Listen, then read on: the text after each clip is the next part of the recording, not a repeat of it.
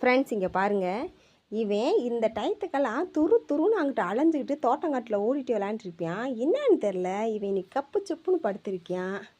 டேய் என்னடா ஆச்சு? எது பஞ்சாயத்துக்கு இந்த இழுத்து விட்டியாடா? சொல்கிறா, நீ தேவையெல்லாம் வந்து படுக்க மாட்டிய, நீ தெளிவான ஆளாச்சு. எங்கள் தோட்டத்துலையாச்சும் போய் பறிச்சிருந்துருப்ப. அப்படி தானே? இந்த தோட்டத்துலையாச்சும் போய் பறிச்சிருந்துருப்ப, உன்னை வெளுன்னு வெளுத்திருந்துருப்பாங்க. அப்படி தானே? தெரியும்டா. நீ தேவையெல்லாம் வந்து கம்முன்னு படுக்க மாட்டியே. எல்லா வேலைத்தனையும் பண்ணுடா. விடலாம். நீ எல்லா வேலைத்தனமும் பண்ணிக்கிட்டு குட்டி நாய் மூட்டு வேலைத்தனம் பண்ணுவேன்.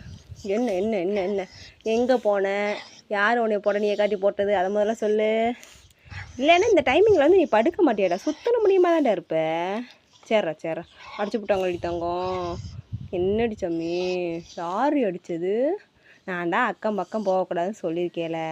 அப்புறம் எதுக்குடி தங்கம் நீ போன? சேர மயில்.